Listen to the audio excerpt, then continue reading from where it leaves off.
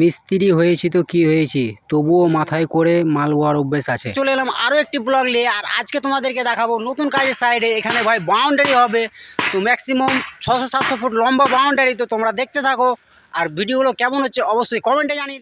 শালা তোরই মুখতে দেখাবো, মাধ্যমিক ফেল, সিমেন্টের বস্তা তুলে কাজ করছে, দেখতে পেয়েছো। আমি ভিডিও শ্যুট করার সময় ছেলেটা লুকাচ্ছিল, ওই জন্য আমি কথাটা বললাম ওকে। তো তোমরা বুঝতে পেরেছো আশা করি। তো ওই পাশ থেকে দেখালাম, ওই পাশে মোটামুটি কাজ কিছুটা হয়ে গেছে। আর এইদিকে ভাই দেখতেই পাচ্ছ এখনো কিন্তু কলমের জন্য মাটি কাটা আছে। আর দেখতেই পাচ্ছ একদম ওই মাথা পর্যন্ত।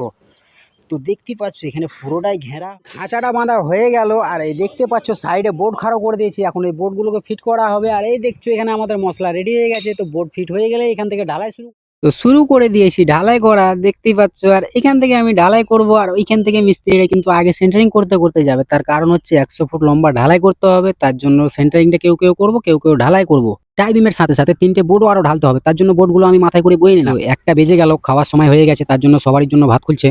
তারপরে আর কি দুপুরবেলায় খাওয়া দাওয়ার পরে বোর্ডগুলো ফিট করে নিলাম। থেকে 4:30 বেজে গেল, এখনো টাইমিংটা ঢালাই হলো না। তো তোমরা দেখতেই পাচ্ছ এখনো প্রায় 40 ফুট মতন আছে। আর ওই দূরে দুটো কলম ফিট করানো আছে, ওই কলম দুটো ঢালাই হবে। তো আজকে মোটামুটি কাজ ছাড়তে মোটামুটি 6টা বেজে যাবে। তো এই বলে শেষ করছি ব্লগটা। আর ব্লগটা কেমন হলো তোমরা অবশ্যই কমেন্টে জানাবে।